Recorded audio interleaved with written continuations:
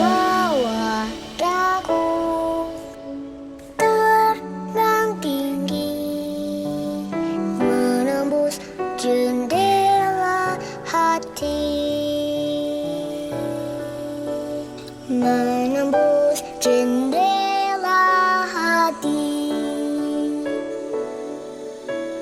menembus jendela hati.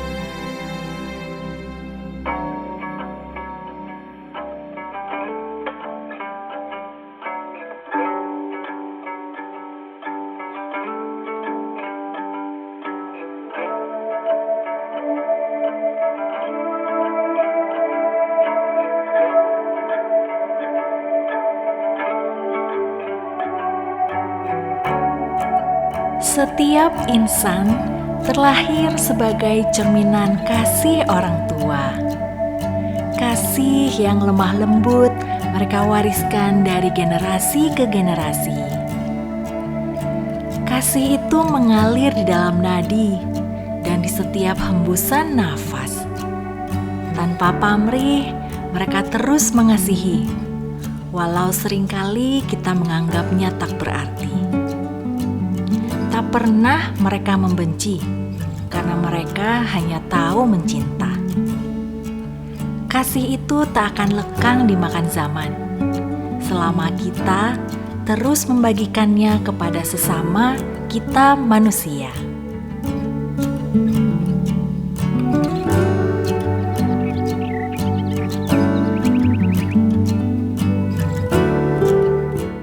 Hari ini aku ingin sekali berkunjung ke rumah sahabatku, Mas Tio. Aku ingin menemani dan menghiburnya karena ayahnya terkasih telah berpulang kepada Yang Maha Kuasa.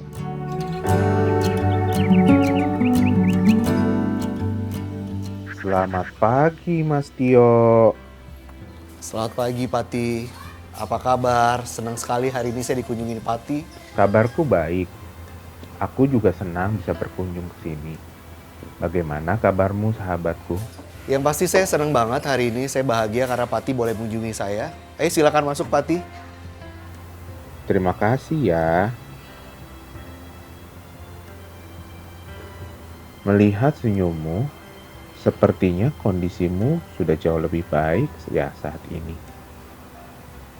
Karena itu terpancar dari wajahmu.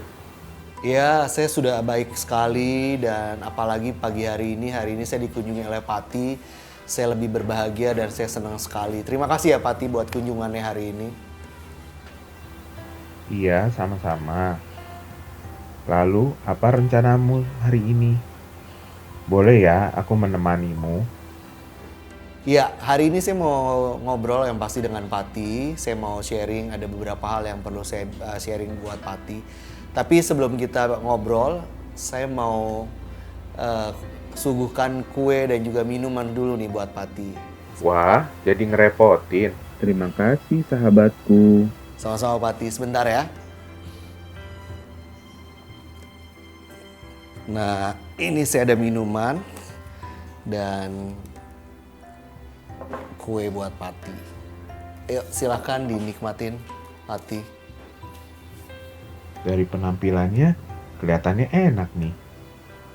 Ini oleh-oleh dari Jogja ya? Betul Pati, ini oleh-oleh dari Jogja karena beberapa hari lalu saya baru pulang dari Jogja karena ada pekerjaan dan juga ada keluarga yang saya perlu kunjungi di sana. Oh ya Pati, sebelum saya lupa, saya ada kejutan nih buat Pati. Yuk ikutin saya ke kamar ya Pati ya. Oke.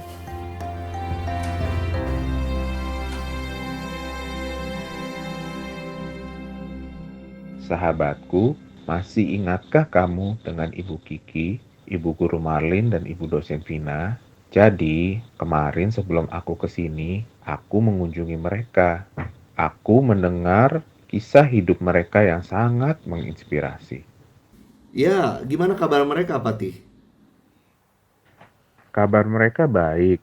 Mereka tetap bersemangat menabur kebaikan dan kasih bagi orang-orang, terutama yang ada di sekitarnya. Ya, saya juga banyak belajar dari mereka. Oh ya Pati, saya punya kejutan buat Pati, dia bilang. Ini kejutannya. Kejutan lagi? Gimana?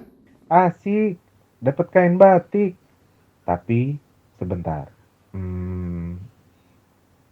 Bagaimana ya cara aku memakainya? Nanti bisa kita pikirkan gimana untuk memakainya. Kita bersyukur banget akhirnya kita bisa berkolaborasi dengan Sultan, dengan keraton dalam hal ini antara Iskandar sebagai pemain biola dan Royal Orchestra. Jadi di Keraton Jogja mereka punya suatu orkestra namanya Royal Orchestra dan Iskandar boleh berkolaborasi dengan mereka, Pati. Oh ya? Iskandar. Siapakah dia? Aku belum pernah mendengar namanya. Ya, Iskandar Wijaya dia pemain biola dari Jerman. Dia tapi orang tuanya berdarah Indonesia dan tapi dia lahir dan besar dan akhirnya berkarir di Jerman dan akhirnya dia cukup dikenal sekali di Eropa di musik klasik gitu. Tapi akhirnya berapa tahun yang lalu kita coba bekerja sama untuk di Indonesia dan akhirnya kita bisa bekerja sama di Indonesia dan akhirnya salah satu proyek yang kemarin kita kerjakan adalah dengan Keraton Jogja yaitu berkolaborasi dengan Royal Orchestra. Aku bangga denganmu, sahabatku. Kamu ikut melestarikan budaya. Sampai-sampai kamu mendatangkan musisi dari luar negeri, meskipun ia juga berdarah Indonesia. Kemarin tuh aku pernah dengar kamu bercerita tentang rumah keistimewaan. Apakah itu? Ya, rumah besar keistimewaan tepatnya gitu. Ini satu yayasan yang sedang kita buat untuk kita bisa membantu mungkin pendidikan, budaya dan juga usaha kecil yang ada di Jogja bersama teman-teman gitu loh. Karena kita rindu sekali ada begitu banyak orang bisa diberkatin, ada begitu banyak orang bisa kita bantu lewat yayasan ini gitu loh, lewat yayasan Rumah Besar Keistimewaan dan ini kita lagi siapkan semuanya sehingga yayasan ini bisa ambil bagian untuk kesejahteraan dan juga kebaikan banyak orang di Jogja pada khususnya dan juga bahkan di Indonesia itu Pati. Oh, begitu. Wah, kalau begitu sih, ini bisa menjadi kebaikan bagi banyak orang. Betul, kita punya proyek ini adalah kita rindu banget, kita punya kerinduan bahwa lewat yayasan ini kita bisa membantu banyak orang, gimana mereka mengembangkan usaha mereka bisa usaha kecil mereka juga bisa tetap tetap mempertahankan budaya yang ada di Jogja atau di tempat lain seperti itu. Jadi kita rindu banget dan kita ingin banget bahwa lewat yayasan yang kita buat ini orang-orang tetap bangga dengan sebagai orang Indonesia dan mereka juga bangga dengan budaya-budaya yang mereka miliki seperti itu, Pati. Jadi begitu ya. Tetapi aku perhatikan, kamu suka sekali pergi ke Yogyakarta. Apakah ada yang istimewa di daerah itu? Jogja menjadi istimewa karena ada satu daerah namanya Gunung Kidul. Gunung Kidul adalah salah satu kabupaten yang berada di daerah istimewa Yogyakarta. Kenapa Gunung Kidul menjadi istimewa buat saya? Karena kedua orang tua saya berasal dari sana. Mereka dilahirkan dan besar di sana. Jadi mau nggak mau saya memiliki darah Gunung Kidul dan saya harus bangga dan menjadikan Gunung ini istimewa, dan akhirnya saya rindu sekali atau ingin sekali berbuat sesuatu buat daerah ini. Jadi karena kamu itu dari Gunung Kidul ya. Tetapi aku penasaran sih, seperti apa masyarakat di sana ya? Ya, di sana saya masih memiliki keluarga, ada om saya, ada bude saya, dan saya cukup banyak juga kenal dengan orang-orang di Gunung Kidul gitu. Karena saya sudah lumayan cukup concern ada di sana di Gunung Kidul gitu, dan di sana saya lihat berbeda banget sama waktu dulu. Apalagi sekarang akses begitu mudah, entah itu secara teknologi ataupun transportasi. Jadi saya melihat bahwa orang-orang di Gunung Kidul sekarang mereka menjadi orang-orang yang punya mimpi. Mereka khususnya anak-anak muda di sana, mereka punya mimpi, mereka punya cita-cita yang luar biasa gitu. Itu yang saya lihat dari orang-orang di Gunung Kidul, Pati. Gunung Kidul sangat teristimewa di hatimu. Sepertinya kamu sangat menyayangi daerah itu. Apa kamu punya rencana? Apa yang ingin kamu kerjakan di sana? Saya rindu sekali atau ingin sekali untuk bisa memperkenalkan Gunung Kidul menjadi daerah yang sejajar juga dengan kota-kota lain gitu loh. Karena di sini juga punya pariwisata yang sungguh luar biasa. Ada beberapa yang kita coba rencanakan buat Gunung Kidul gitu. Salah satunya kita mau membuat satu pameran lukisan tentang Gunung Kidul. Juga kedepannya kita juga ingin sekali gitu kan membantu anak-anak muda di Gunung Kidul untuk mendapatkan akses pendidikan yang lebih baik lagi. Mungkin gak hanya di Indonesia, tapi mereka juga bisa mendapatkan akses pendidikan yang mungkin dapat beasiswa ke tempat-tempat sekolah-sekolah bergengsi yang ada di luar sana gitu. Itu sih. Itu sungguh mulia sekali, sahabatku. Lalu, kamu cerita bahwa keluargamu berasal dari Gunung Kidul. Dan terakhir kali aku mendengar kabar adalah ketika ayahmu dipanggil oleh Sang Pencipta. Sungguh saat aku mendengarnya, hatiku sangat sedih. Betul. 5 tahun lalu saya ditinggal oleh ibu saya. Kemudian berapa waktu lalu, tepatnya di 7 Februari 2022 ini, bapak saya juga meninggal gitu. Tapi sekalipun mereka sudah tidak ada, tapi saya tetap mencintai Gunung Kidul sebagai daerah atau kelahiran orang tua saya. Seperti itu, Pati. Beberapa waktu lalu kamu bercerita ketika ayahmu jatuh sakit. Namun, aku sama sekali tidak mengetahui lebih jauh apa yang sesungguhnya ia derita. Oke, bapak saya tahun 2021 dia mengalami sakit jantung, dan akhirnya diputuskan untuk bapak saya menjalani operasi bypass gitu kan. Kemudian bersyukur bahwa operasinya berjalan lancar. Kemudian bapak saya bisa kembali seperti biasa. Tapi dalam perjalanannya ternyata juga paru-paru bapak saya juga bermasalah. Dan tepatnya pada tanggal 6 Februari bapak saya di pagi hari tiba-tiba sesak gitu kan. Tapi dokter pernah bilang bahwa karena sebelumnya bapak saya juga pernah sesak dan dia harus dirawat lagi di rumah sakit gitu karena ada cairan yang ada di paru-paru gitu. Dan benar kata dokter, akhirnya tanggal 6 Februari itu bapak saya juga sesek lagi dan saya sudah merasa oh pasti ini ada bermasalah juga dengan paru-parunya gitu. Dan akhirnya kita bawa bapak ke rumah sakit, ternyata benar di paru-paru bapak saya itu ada cairan, tapi juga ada flek ternyata ada flek di paru-parunya, ada masalah gitu. Akhirnya dokter mengambil tindakan untuk bapak saya di ruangan ICU gitu.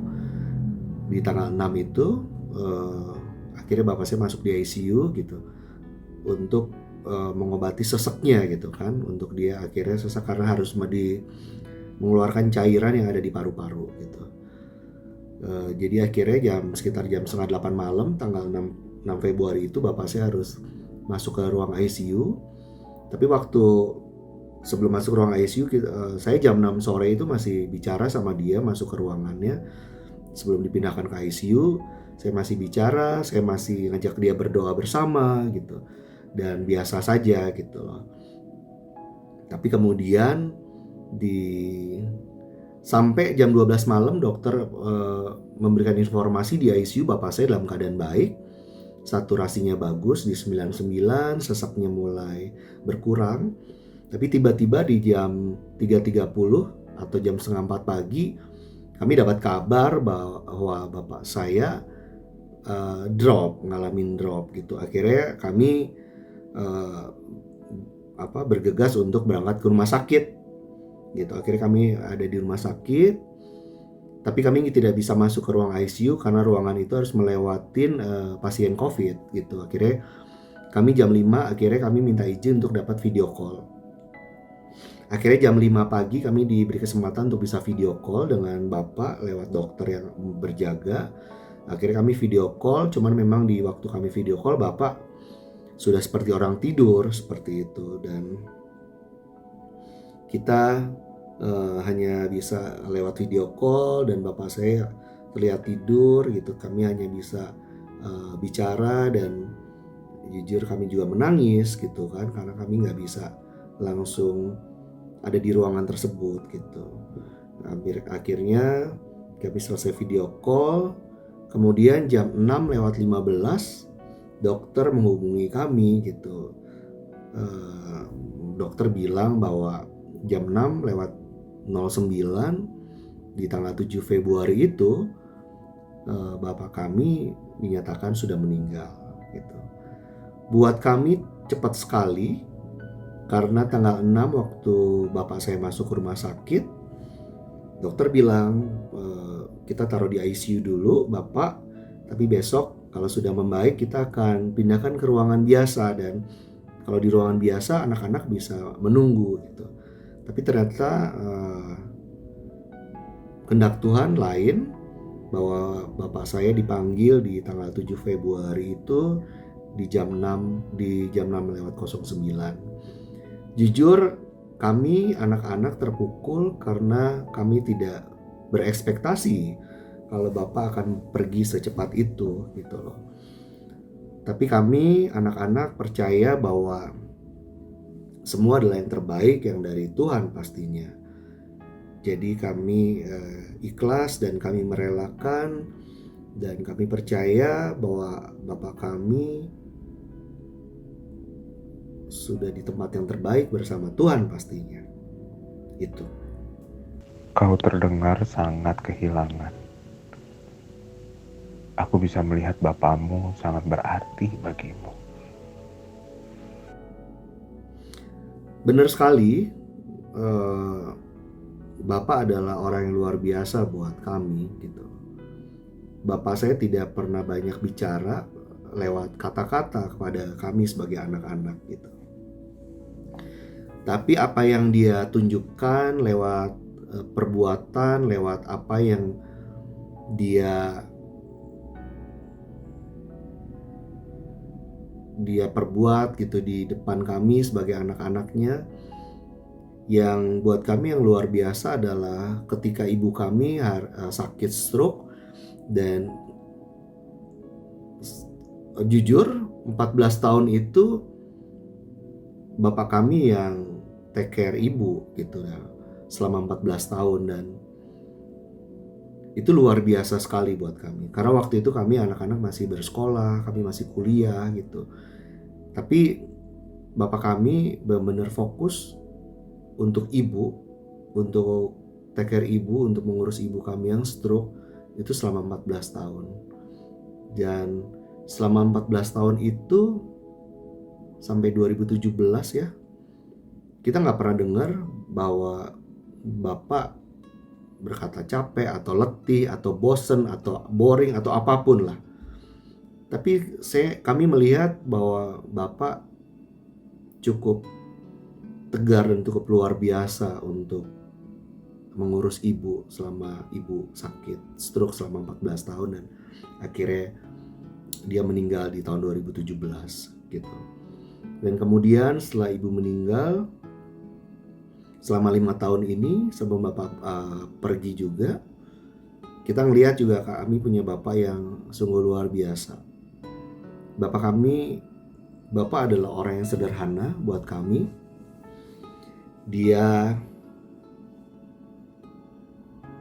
Kita suka berpikir anak-anak bahwa bapak tuh bukan orang yang neko-neko, dia sangat-sangat sederhana dalam kehidupannya. Dari pakaian, dari makanan kami nggak susah gitu. Mungkin kan ada orang ya kalau sakit gitu, oh maunya ini, maunya itu gitu. Tapi bapak saya selama ini nggak pernah gitu. Dia selalu makan apa yang kami siapkan atau yang kami beli gitu.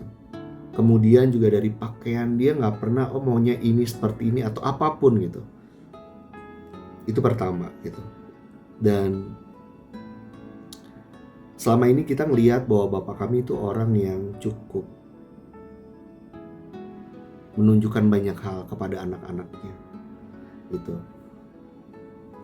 Jujur saya sebesar ini sampai sedewasa ini saya belum pernah gitu sampai dipukul atau di apa waktu kecil, atau waktu mungkin saya ngelakuin kenakalan waktu remaja gitu kan. Saya dan adik saya yang cowok juga nggak pernah sampai dipukul gitu. Dan bapak saya memang orang yang saya nggak pernah sampai dia meninggal, saya nggak pernah bapak saya tuh menceritakan orang gitu atau menjelekan orang tuh tidak pernah. Bahkan apalagi musuh gitu, dia nggak punya musuh gitu. Bahkan kalau kita cerita gitu ya ke bapak gitu, Pak ini gini loh, Pak ini loh gini, dia cuma paling bilang oh ya udah biarin aja gitu. Jadi dia cukup orang yang cukup, kita melihat bapak kami orang yang cukup lempeng aja dan tidak neko-neko, dan orang yang sangat sederhana seperti itu. Bajunya itu aja. Dia nggak punya baju yang banyak gitu. Dia bajunya itu aja. Dia nggak punya keinginan yang spektakuler. Jadi ternyata di balik kesederhanaan itu saya melihat bahwa dia adalah orang yang istimewa buat kami. Dia yang orang apa adanya. Dia orang yang tidak banyak mengekspresikan sayangnya kepada kami, anak-anaknya dengan kata-kata. Tapi dia menunjukkan kami dengan perbuatannya. Kalau kami sakit, dia masih bisa pijat kami. Padahal dia sebagai seorang bapak gitu, tapi dia bisa pijat kami. Dia tetap membukakan pintu kalau saya pulang malam. Dia tetap masak juga. Sekalipun dia seorang bapak, dia tetap juga bisa masak buat kami sebagai anak-anaknya. Jadi kami ngelihat bapak kami orang yang sangat sederhana, dan kami belajar banyak dari seorang bapak. Beliau ternyata orang yang sangat mengagumkan. Pantas saja kalau kamu begitu mengasihinya. Pasti ia banyak meninggalkan nilai-nilai di dalam kehidupanmu. Apa saja sih nilai-nilai yang ia ajarkan untukmu dan juga untuk adik-adikmu? Kejujuran, tetap mengasihi orang yang berbuat salah atau menjelekan kita, kesederhanaan yang paling penting yang kami belajar dari seorang bapak adalah orang yang sangat sederhana, dan kita belajar lewat hidupnya dan memang sederhana gitu.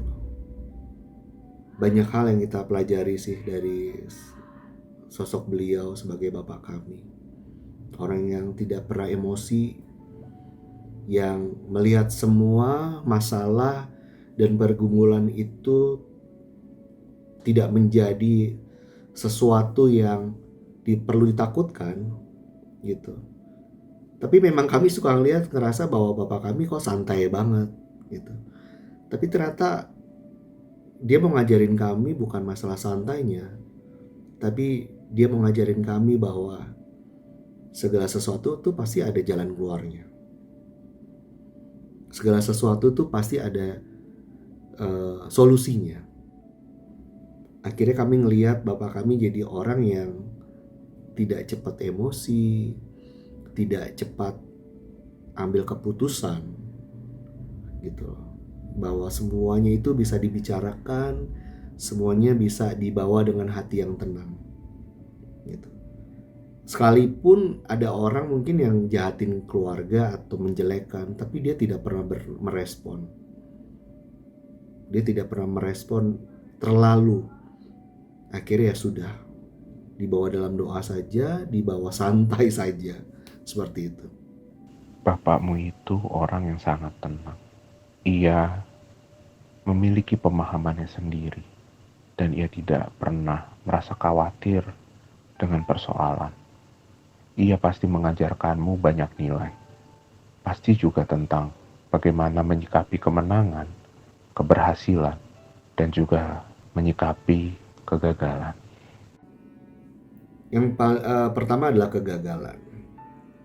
Bapak saya melihat kegagalan dan keberhasilan itu tidak menjadi yang utama.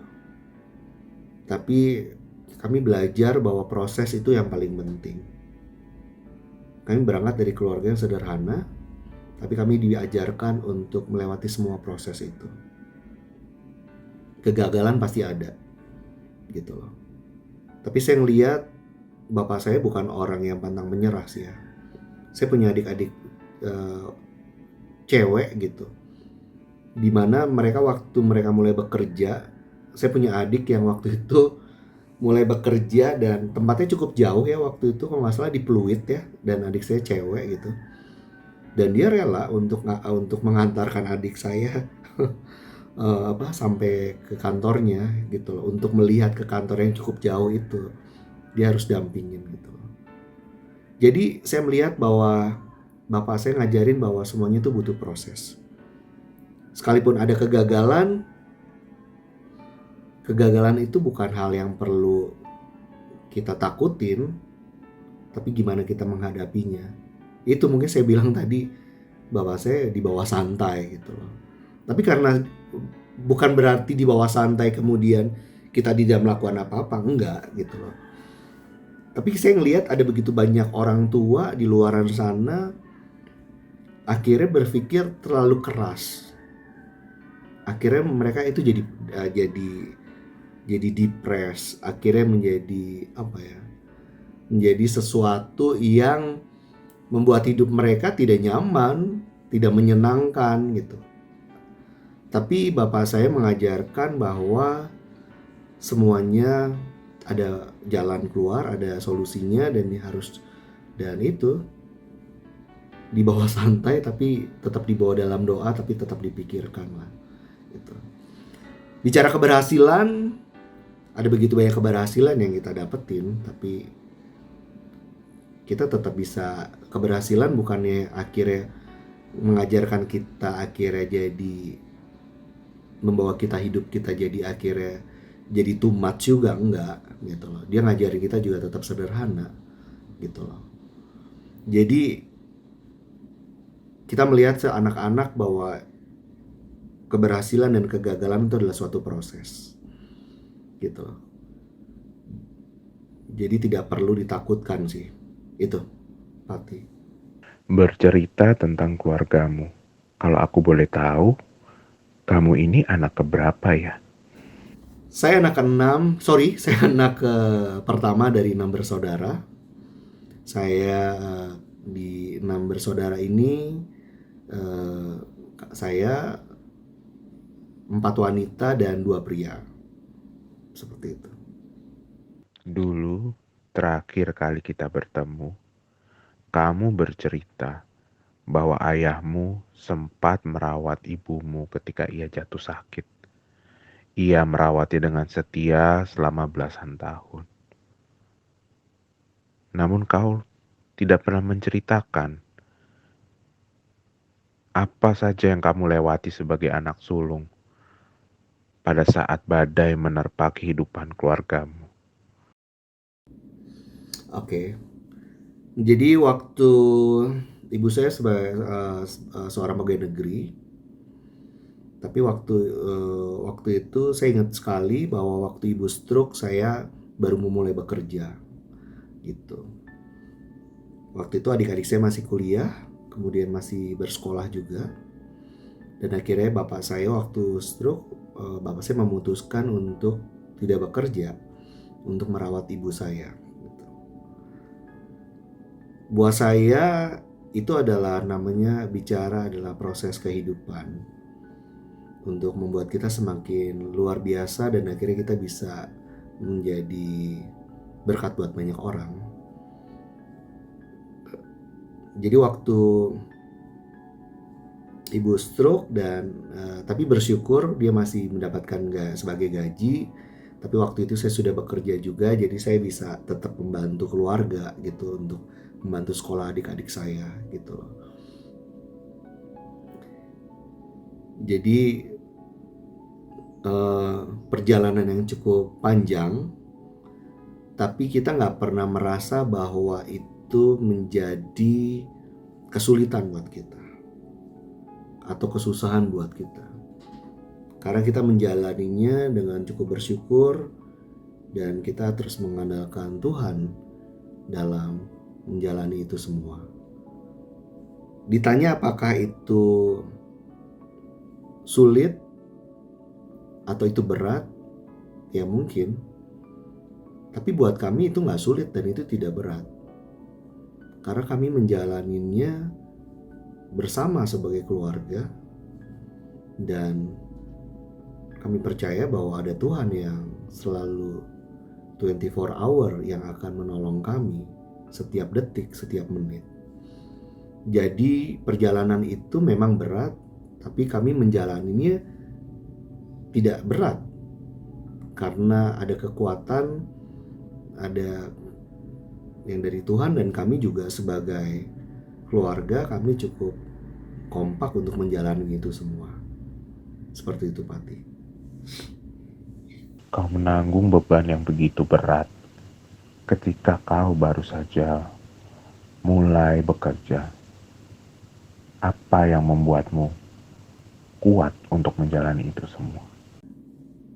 Kita belajar bahwa keluarga itu adalah hal yang paling penting, dan keluarga adalah sesuatu yang luar biasa buat kami gitu loh. Kami selalu bersama-sama dalam keadaan susah maupun senang, dan kami cukup menjaga satu dan yang lain. Apakah kasih yang menyatukan kami itu benar sekali, bahwa kami itu saling menyayangi satu dengan yang lain. Kami sebagai keluarga kami tidak pernah berantem, jujur. Sekalipun mungkin ada perbedaan, tapi kami selalu bicarakan bersama-sama. Ada masalah kami bersama-sama. Sampai hari ini kami tetap bersama-sama. Kami nggak pernah melewatkan makan bersama kami tidak pernah melewatkan kumpul bersama. Sesuatu yang sederhana, tapi buat kami itu menjadi ritual yang luar biasa untuk kumpul dan makan bersama. Bukan menunya, tapi buat kami adalah kebersamaannya. Itu yang paling penting, yang itu yang diajarkan oleh kedua orang tua kami. Untuk kami selalu bersama-sama sebagai keluarga dalam keadaan dan situasi apapun. Itu sih. Kau pasti banyak berkorban sebagai anak sulung. Apakah kamu pernah menyesalinya? Betul, saya anak sulung dari 6 bersaudara dan ada begitu banyak kesenangan atau apa orang bilang me time yang harus saya korbankan gitu. Bukan saya korbankan, enggak, saya tidak merasa saya korbankan, tapi saya melakukan itu dengan segenap hati saya dan karena saya sayang sama keluarga saya. Buat saya ada di keluarga ini bukan satu kebetulan. Ini adalah anugerah terindah yang daripada Tuhan buat hidup saya ada di tengah-tengah keluarga ini. Dan buat saya ini adalah anugerah yang luar biasa. Saya menjadi anak pertama di dalam keluarga ini. Bicara tanggung jawab, betul saya punya tanggung jawab yang besar. Karena dari adik saya nomor 2 sampai yang terakhir, saya harus mensupport mereka dalam hal pendidikan sampai mereka lulus S1. Apakah ini beban? Tidak, saya tidak ini merasa beban gitu loh. Apakah saya menyesal? Saya tidak pernah menyesal. Saya bersyukur kepada Tuhan kalau saya bisa menjalani ini semua. Karena saya tahu Tuhan sudah menaruh saya di dalam keluarga ini dan ini adalah salah satu bukti sayang saya kepada Tuhan dan juga kepada keluarga saya bahwa saya harus bertanggung jawab untuk adik-adik saya, entah itu pendidikan ataupun kehidupan mereka. Itu Pati. Kau begitu mengasihi adik-adikmu. Kau bertanggung jawab terhadap mereka dan menjaga mereka. Kau memperhatikan mereka. Bahkan ketika mereka masih muda. Perhatian apa yang paling kau tunjukkan? Buat saya perhatian yang paling utama saya berikan buat mereka adalah pendidikan. Karena orang tua saya selalu bilang mereka gak bisa kasih warisan apapun, tapi mereka bisa berusaha untuk memberikan pendidikan yang terbaik buat kami sebagai anak-anaknya. Tapi ketika ibu saya sakit stroke, kemudian bapak saya juga memutuskan untuk tidak bekerja karena untuk take care ibu saya, dan saya akhirnya mengambil tanggung jawab itu untuk menyekolahkan adik-adik saya di tempat yang terbaik.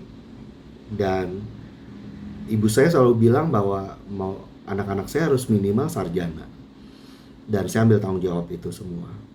Itu bentuk sayang saya kepada mereka.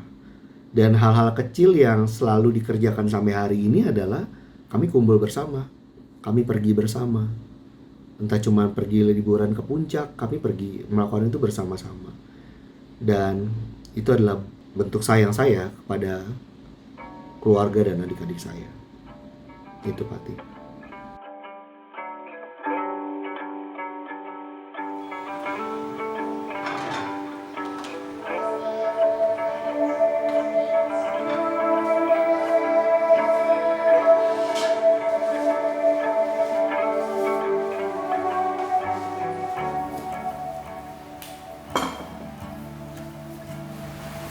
Halo Pati, apa kabar? Udah lama nih nggak kesini, makan siang bareng yuk.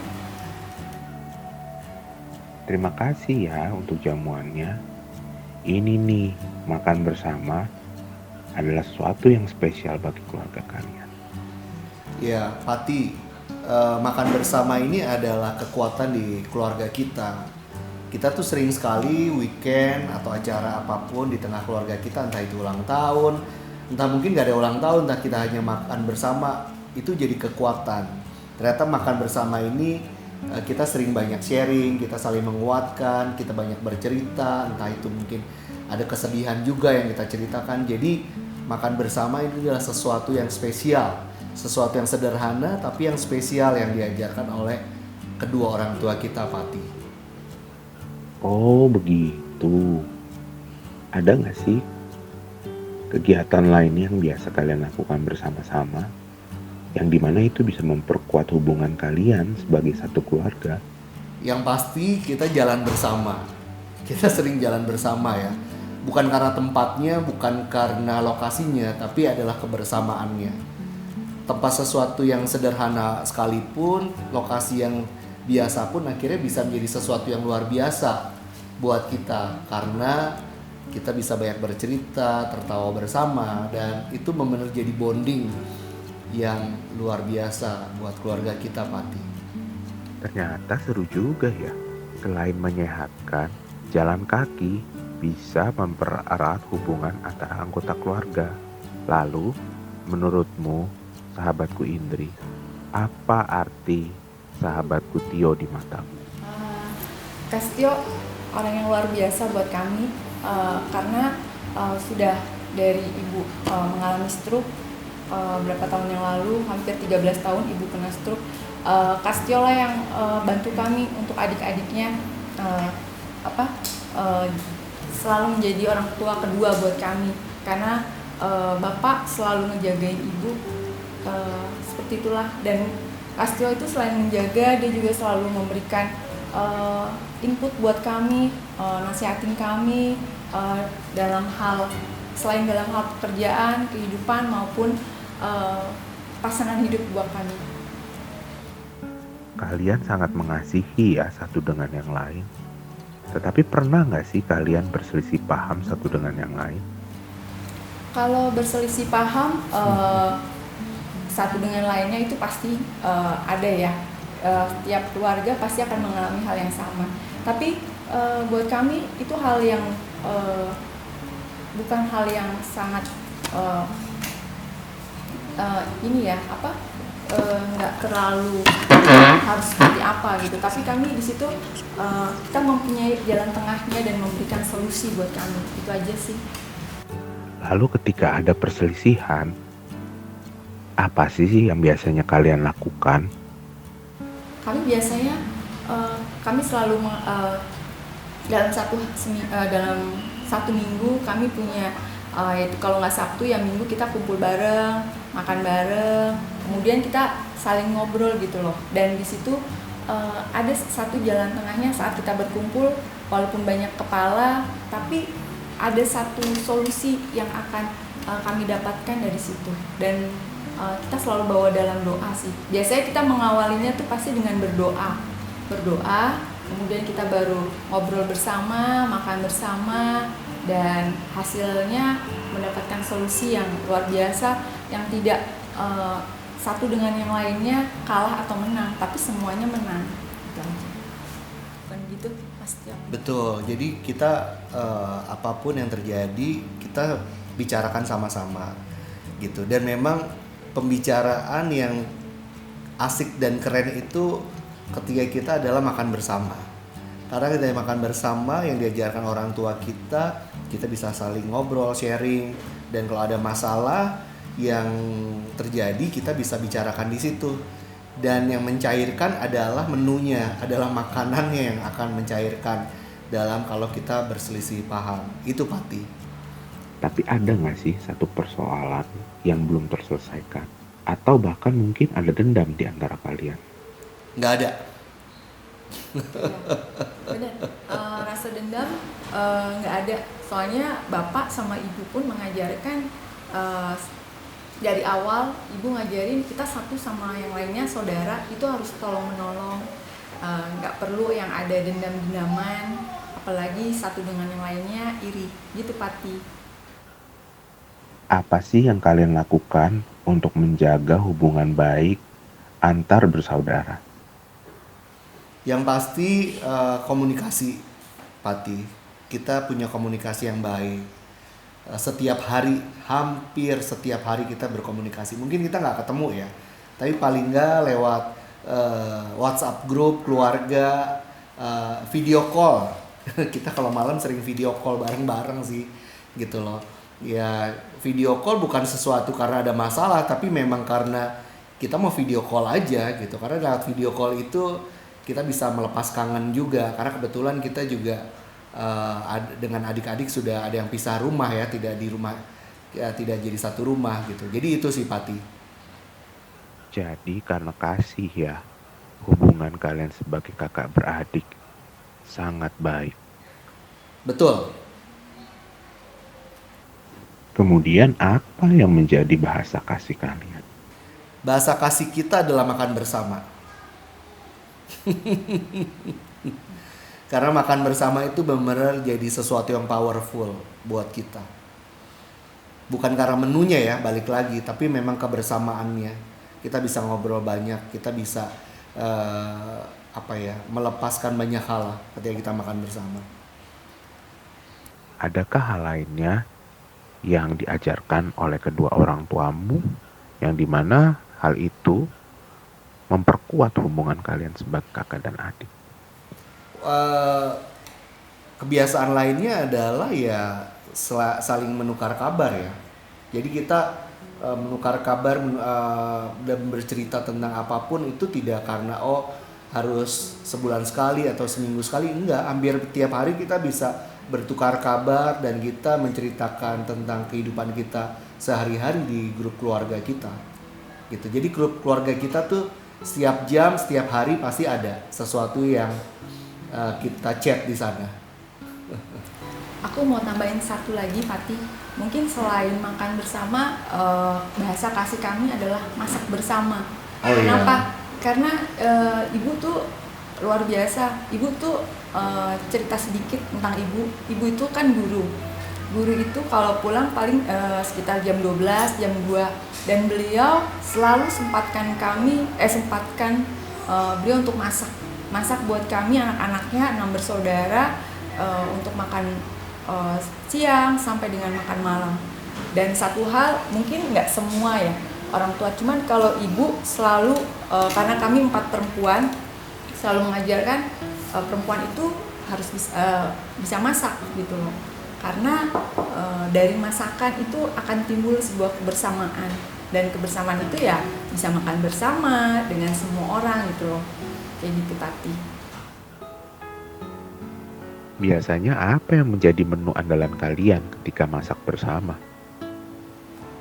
Apa? Ayam panggang paling. Yang gampang-gampang sih, menu kita gampang-gampang, ayam goreng, apalagi ya, kita bikin steak kali ya. Biasanya yang paling gampang kita bikin steak sih, gitu loh. Itu paling yang gampang-gampang. Apa spaghetti, seperti apa ya, yang sesuatu yang gampang dan ponakan-ponakan juga suka makannya dan gampang sekali. Yang penting adalah kebersamaan buat kita, bukan menunya sih, gitu. Tapi sesuatu yang mudah, sesuatu yang sederhana, jadi gampang lah, gitu. Atau nggak hanya beli bakso aja kita udah seneng sih. Kalian kakak beradik ada 6 kan ya? Betul. Nah, ada nggak sih yang jadi anak emas yang diistimewakan oleh orang tua kalian? Nggak ada. Nggak ada. Tidak ada yang diistimewakan. Orang tua kami semua treatmentnya sama. Sayangnya mereka berdua kepada kami sama dari 6 orang kami ini. Jadi tidak ada yang spesial. Kasihnya sama. Kalian ini kan sudah sangat akrab ya. Ada nggak sih kalian mengenali ciri satu dengan yang lain? Ada. Kayaknya saya sama adik saya yang nomor 5 kita lebih banyak bicara deh. Gitu. Karena emang kita orang marketing mungkin ya. Gitu. Tapi adik saya Indri sama adik saya almarhum yang nomor 4, mereka suka bersih-bersih. Mereka bersih banget sih. Gitu. Mereka suka bersih gitu loh. Adik kita yang terakhir Adit ya. Pasti dia suka makan. Gitu. Mudah dimintain tolong misalnya. Iya.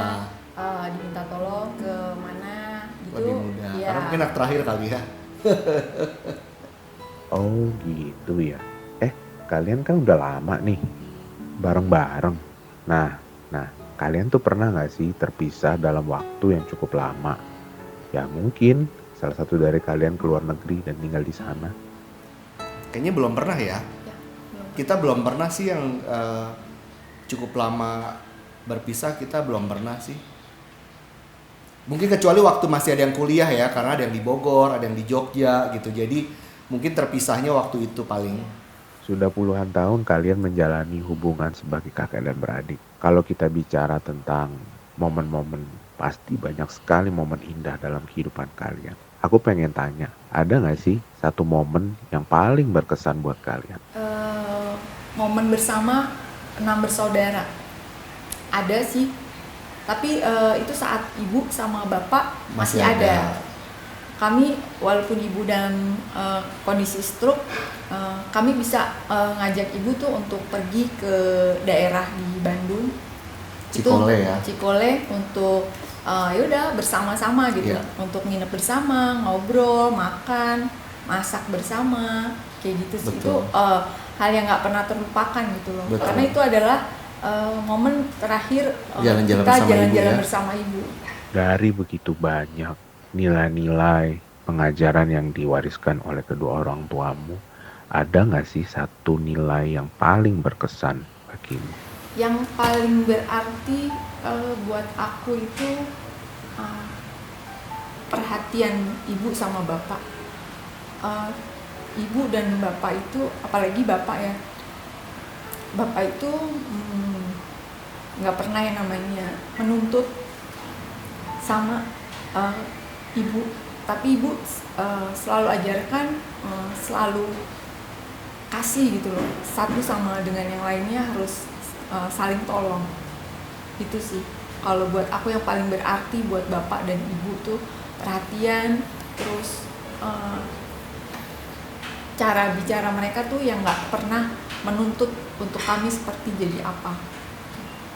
Jadi kedua orang tua kami, ibu dan bapak, saya yang paling belajar adalah mereka orang-orang yang sederhana sih. Karena mereka memang berangkat dari yang orang sederhana, keluarga mereka adalah petani gitu kan di kampung. Tapi ternyata kesederhanaan itu yang mengajarkan kita banyak hal. Sampai hari ini kita anak-anak bisa bekerja, bisa punya usaha, semua kita belajar dari kesederhanaan dan kegigihan mereka dalam hidup ini. Jadi kita belajar nggak akan jadi anak-anak yang malas, kita belajar jadi anak-anak yang tidak cepat menyerah gitu, karena pastinya mereka ngajarin bahwa kita punya Tuhan dan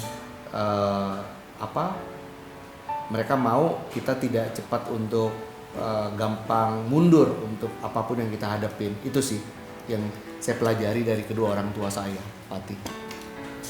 Kita udah bicara panjang kali lebar tentang keluarga. Nah, satu pertanyaan, apa sih arti keluarga buat kalian? Buat Indri aku dulu. ya, arti keluarga itu bagaikan rumah, dimana setiap hari awal dari aku mengawali sebuah hari dan mengakhiri sebuah hari. Buat aku keluarga itu sih, karena keluarga itu bagaikan rumah yang paling utama dan prioritas buat aku. Jadi awal dari aku mengawali hari dan akhir dari aku mengakhiri hari dalam satu hari. Ya, kalau saya keluarga adalah everything, segalanya. Nggak bisa digantikan oleh apapun atau sesuatu apapun. Tidak bisa digantikan dengan baju, tidak bisa digantikan dengan mobil mewah, tidak bisa digantikan dengan liburan yang mahal. Jadi keluarga adalah segalanya, tidak tergantikan oleh apapun dan siapapun. Itu. Kini adik-adikmu sudah dewasa. Mereka punya kegiatan dan keluarga mereka sendiri. Apakah kau merasa masih harus bertanggung jawab terhadap keluargamu, terhadap adikmu, sehingga kau sendiri masih belum memikirkan untuk berkeluarga? Mungkin salah satunya itu. Saya salah satu, tapi buat saya itu yang paling utama gitu. Untuk saya akhirnya belum memutuskan untuk berkeluarga. Karena juga selain adik-adik, saya dari lulus kuliah saya udah bantu membiayain adik-adik saya untuk sekolah kuliah mereka, sampai adik saya yang terakhir lulus kuliah saya masih membiayai. Dan Jadi adik saya yang nomor 4, adik saya Retno itu juga meninggal, dan adik saya memiliki anak waktu itu masih kecil, dan anaknya sekarang sama saya namanya Deka, dan sekarang Deka sama saya. Deka pun memanggil saya adalah Papa Tio gitu. Jadi sekarang saya punya prioritas untuk ke Deka sih, Pati gitu. Tapi saya akan lihat nanti ke depan seperti apa. Kalau memang saya harus berkeluarga, saya berkeluarga. Tapi untuk saat ini saya punya prioritas untuk Deka sih, karena dia juga masih kecil dan masih butuh waktu dan perhatian dari orang tua.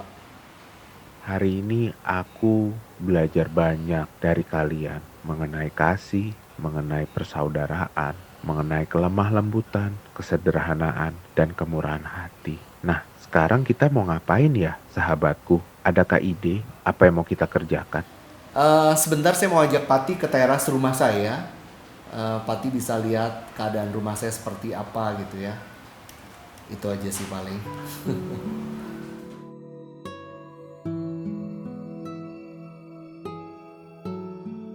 Sudah banyak hal yang kau kerjakan.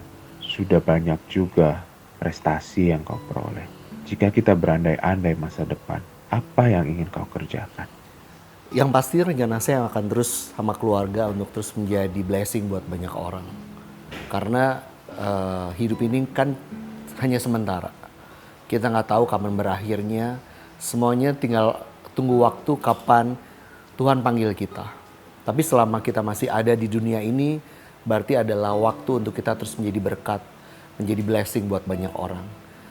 Lewat pekerjaan, lewat bisnis, lewat keluarga kita, lewat kehidupan kita. Itu yang paling utama. Kemudian karena ada beberapa proyek yang akan dikerjakan ke depan ini, entah itu dalam bisnis, entah itu buat Jogja, buat Gunung Kidul. Jadi ada begitu banyak sih, ada mimpi-mimpi, ada PR-PR yang masih saya miliki gitu. Itu yang akhirnya membuat saya terus bersemangat untuk meraih cita-cita dan mimpi-mimpi itu, Pati. Selama hayat masih di kandung badan, jangan pernah berhenti bermimpi. Dan jangan pernah berhenti untuk bisa menjadi berkat bagi orang lain. Yap, pasti. Saya terus rindu, yang paling utama saya terus menjadi teladan, menjadi contoh. Yang paling utama adalah keluarga.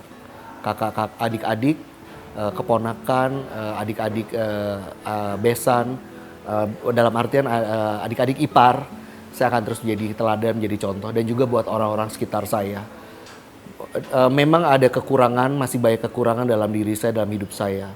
Tapi saya berharap lewat talenta yang Tuhan taruh dalam hidup saya itu akan menjadi contoh atau teladan yang baik buat banyak orang sih akhirnya. Itu, Pati.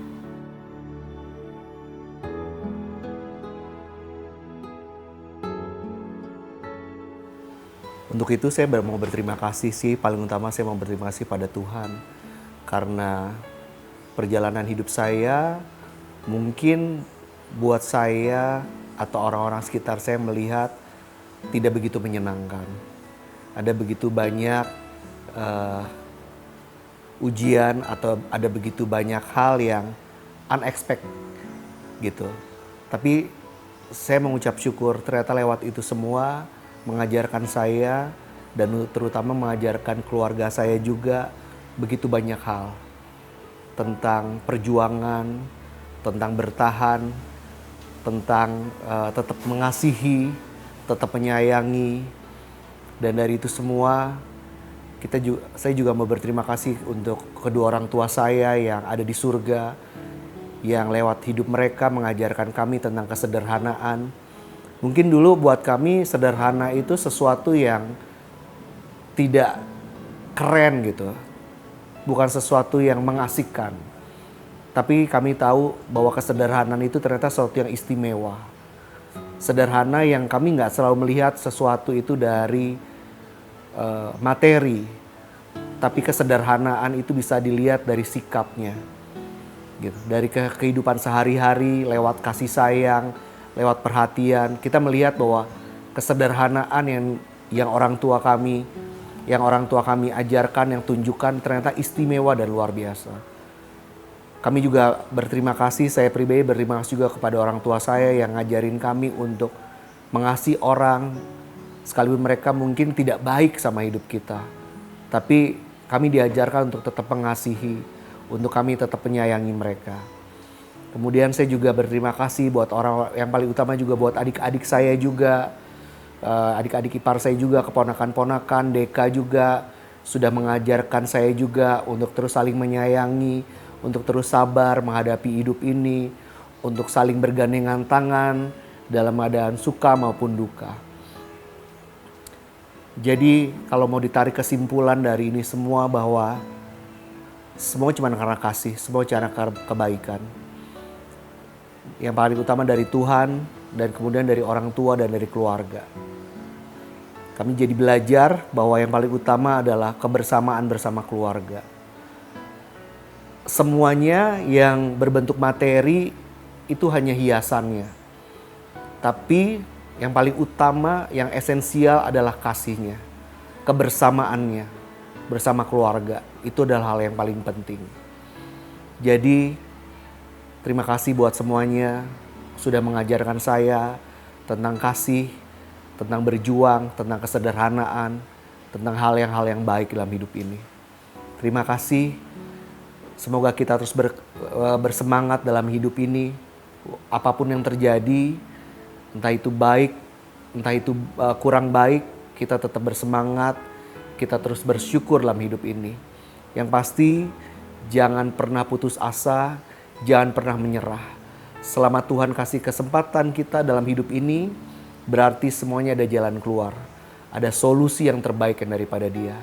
Jangan pernah kita mundur, terus bersemangat. Itu.